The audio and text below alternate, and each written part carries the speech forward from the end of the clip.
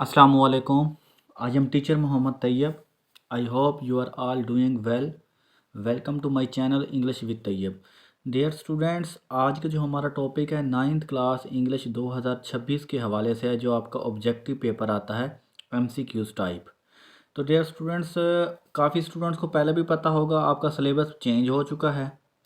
तो अब आपको पास्ट पेपर तो करवा नहीं सकते, क्योंकि उसमें सिनोनियम एंटोनियम और स्पेलिंग करेक्शन तो डिफरेंट है, चेंज हो गई है। बाकी ग्रामर और करेक्ट यूज़ ऑफ वर्ब वही हैं। अब मसला यहाँ पर ये क्रिएट होता है कि करेक्ट ऑफ वर्ब तो बहुत सारे हैं, आपसे तो नहीं होने। तो डोंट वरी अबाउट इट, अल्लाह करम करेगा, मैं आपके साथ हूँ। मैंने आज वो करेक्ट यूज़ ऑफ वर्ब लिखे हैं जो इंशाल्लाह, चाहे आपका फर्स्ट टाइम का पेपर होने जा रहा है चाहे सेकंड टाइम का होने जा रहा है, इंशाल्लाह 100% यही आने हैं। और मैंने ये अलग अलग लिखे हुए हैं। जिनका फर्स्ट टाइम पेपर है उनके लिए अलग मेंशन किए हुए हैं, जिनका सेकंड टाइम का पेपर है उनके लिए अलग मेंशन किए हुए हैं। तो डियर स्टूडेंट, आज आपने मुझे जस्ट 5 मिनट देने हैं। इन 5 मिनट्स में मैं आपको वो चीज़ें समझाने वाला हूँ जो जिसको सुनने के बाद और अमल करने के बाद इंशाल्लाह आपके 19 में से 19 नंबर आएंगे। तो डियर स्टूडेंट, सबसे पहले तो आपने ये बात अपने माइंड में बिठा लें, ये ज़रूरी मैटर नहीं करता कि जो फर्स्ट टाइम के पेपर में चीज़ आ गई है कि वो सेकंड टाइम के पेपर में नहीं आएगी। ये नहीं होता। ये 80 से 90% चीज़ देखी गई है। जो फर्स्ट टाइम में पेपर में आई हुई थी चीज़, वही सेकंड टाइम में आई होती है। तो टेंशन नहीं करनी, मैंने एक्यूरेसी के साथ आपको जो क्लियरली बात बता रहा हूँ यही आने हैं। ठीक हो गया? आपने और कुछ नहीं करना, जस्ट इनको तैयार करके चले जाना है। इंशाल्लाह फ़तह आपके नसीब में लिख दी जाएगी। ठीक हो गया?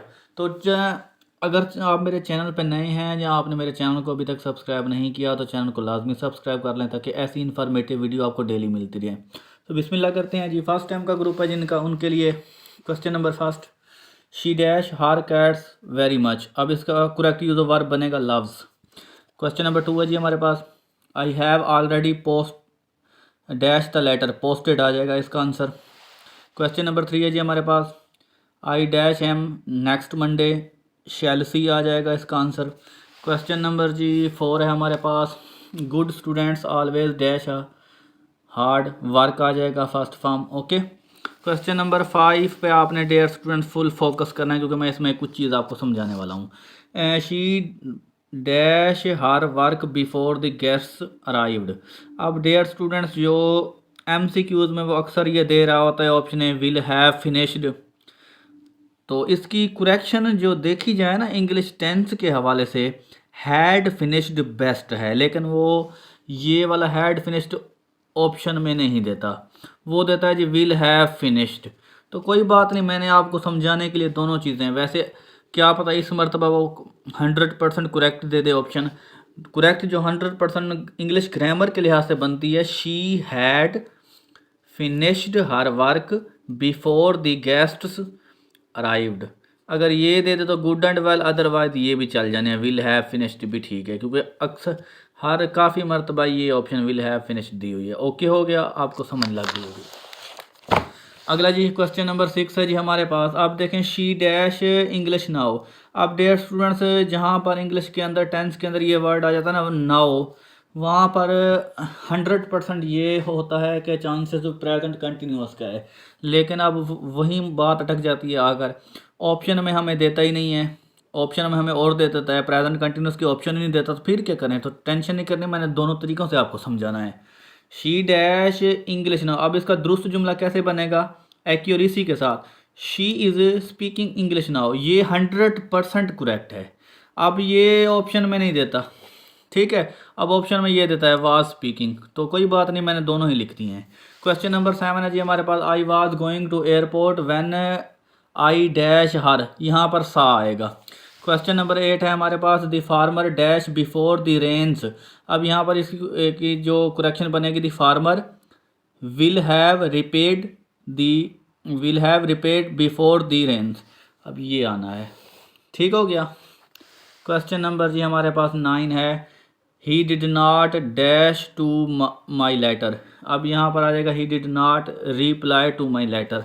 अब क्वेश्चन नंबर, अच्छा डियर स्टूडेंट, क्वेश्चन नंबर 10 आपका लास्ट है फर्स्ट ग्रुप वालों के लिए। इसको आपने थोड़ा सा समझना है, ये थोड़ा सा कंफ्यूज करता है। देखें, अब बाज़ औक़ात वो ऐसे लिखता है, दी अर्थ रिवॉल्व्स द सन, अब ऐसे भी कर देता है, अब ऐसे कर देता है the sun revolves in the earth जहाँ अर्थ। अब मुद्दा यहाँ पर ही ख़त्म होता है, वर्ब की आपने करेक्शन करनी है तो ज़रूर ये मैटर नहीं करता इसको सब्जेक्ट बना ले जाए, इसको ऑब्जेक्ट कर दे, कोई इशू नहीं है।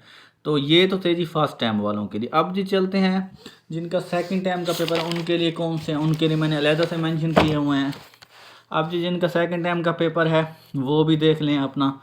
If you dash I shall be available. अब देयर स्टूडेंट्स यहाँ पर थोड़ा सा आपने समझना है, ऑप्शन में ना, ऑप्शन में बाज़ औक़ात ये देता है विल कम, ये वाला ये नहीं ऐसा, इसका जो करेक्शन है दोनों ही ठीक हैं, ठीक है, कोई इशू नहीं है। इस तरह जुमला बनेगा if you dash if you will come I shall be available, ये दोनों ही ठीक हैं। क्वेश्चन नंबर 2 देखें there students, she dash any noise. अब इसके जी करेक्शन बनेगी did not hear. Okay, question number 3 हमारे पास है जी, he dash to school every day, he goes to school every day. Question number 4 है हमारे पास, she dash French at present. अब देयर स्टूडेंट थोड़ा सा फोकस करना है आपने इस चीज़ पे। टेंस के एंड में नाउ लिखा हो, एट प्रेजेंट लिखा हो, तो वो जो है ना 100% प्रेजेंट कंटिन्यूस का टेंस होता है। लेकिन आपने ऑप्शन पे गौर कर लेना है, बाज़ का ऑप्शन घुमा देता है, वही करेक्ट नहीं लिखता, तो don't worry about it. Okay, अच्छा अब इसकी ये बननी है, she is learning French at present. अब देखिए क्वेश्चन नंबर 5 है हमारे पास, I dash 2 books, I have read 2 books. Okay, question number 6 है, ऐसे डेयर स्टूडेंट क्वेश्चन नंबर 6 बड़ा ही कॉम्प्लिकेटेड है पेपर के हवाले से। इसमें ना काफ़ी सारी मरतबा मिस्टेक आई हैं, जो मैंने ऑब्जर्वेशन की है ना, इसमें मिस्टेक आ रही हैं, तो मैं आपको समझाने वाला हूँ। देखें क्या है। अब ये जी सेंटेंस पढ़ते हैं पहले हम। अब देखें कहीं पर आई से कर देता है, कहीं से ही करता है। पहले हम आई से पढ़ते हैं, आई डैश 20 मिनट एगो। अब डेयर स्टूडेंट ये जो वर्ड है ना एगो, ये पास्ट इंडेफिनेट को शो करता है। तो जो पास्ट इंडेफिनेट है सब्जेक्ट लगाना होता है, सेकंड फॉर्म वर्ब की लगानी होती है, प्लस ऑब्जेक्ट पुट करना होता है। तो अब मुझे तो पता लग गया ये एगो है, यहाँ पर वर्ब की सेकंड फॉर्म, लेकिन वो ऑप्शनों मैंने थोड़ा चक्कर अजीब किया होता है, उसने ये ऑप्शन लगाई होती हैं, ठीक है। तो अगर इसकी करेक्शन आप देखें, ये भी होती है, ये भी। अब मैं आपको समझाऊं, अगर आई लिखा होगा आई डैश 20 मिनट एगो, तो फिर बनेगा हैव बीन वर्किंग। अगर ही लिखा होगा तो हैज़ बीन, बस जहाँ पर आई है हैव, जहाँ पर ही है हैज़। लेकिन ये अगर मैं आपको अपनी ऑब्जर्वेशन इंग्लिश ग्रामर के दुरुस्तगी के मुताबिक बताऊँ तो ये दोनों ही गलत हैं, ठीक है। इसकी जो करेक्शन बनती है ना दुरुस्त तरीके से, चाहे सब्जेक्ट आई हो चाहे ही हो, तो ऐसे बनेगा। इसका सब्जेक्ट का यहाँ पर दुरुस्तगी के लिहाज से कोई फ़र्क नहीं पड़ता। देखिए मैं आपको दोनों तरीके समझाता हूँ, ऐसे समझ नहीं लगनी है आपको। देखें आई वॉकड 20 मिनट एगो, ये भी दुरुस्त है, ही वॉकड 20 मिनट एगो, इसका कोई मैटर नहीं बना। यहाँ पर हेल्पिंग वर्ब नहीं है ना, तो इसलिए मैं कह रहा हूँ। लेकिन ये ऑप्शन उसने पेपर में नहीं दी हुई, जो पास्ट पेपर है ना, जो हमने सॉल्व भी किए हैं, मैं समझाया भी हुआ है बच्चों को, लेकिन उसमें ये ऑप्शन नहीं मिली हमें। तो मेरा फ़र्ज़ था कि मैं आपको हर लहजे से समझाऊँ, ठीक है डियर स्टूडेंट्स, आपको समझ लग गई होगी उम्मीद है। 7 देखें जी हमारे पास है, I dash a book when the bell rang, I was reading a book when the bell rang. Question number 8 है हमारे पास, after you dash I went to sleep, had left आ जाएगा, आगे लिखा हुआ इसका आंसर भी, ठीक हो गया। अब क्वेश्चन नंबर जी 9 है हमारे पास, he dash in the sun for an hour. अब देखें हैज़ बीन स्टैंडिंग आ जाएगा। अब क्वेश्चन नंबर 10 और लास्ट आज के टॉपिक का, she was singing a song when I dash the room, entered आ जाएगा। तो डियर स्टूडेंट मेरी तरफ से आपको बेस्ट ऑफ लक, अल्लाह ताला आपको अच्छे से अच्छे नंबर दिलवाए। मेरी ये दुआ है आपका मुस्तकबिल रोशन हो, आप इंशाल्लाह बहुत तरक्की करें। तो डियर स्टूडेंट किसी भी चीज़ की आपको समझ नहीं लगी तो मुझसे आप पूछ सकते हैं कमेंट सेक्शन में, इंशाल्लाह फ़ौरन रिस्पॉन्स दूंगा। और डियर स्टूडेंट्स वीडियो को आपने अपने क्लासमेट्स और दोस्तों के साथ लाजमी शेयर करना है, ताकि वो भी इससे फ़ायदा उठा सकें।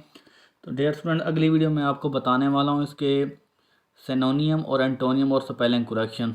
तो मिलते हैं अगली वीडियो में, तब तक अपना बहुत बहुत ख्याल रखिएगा। अल्लाह हाफिज़।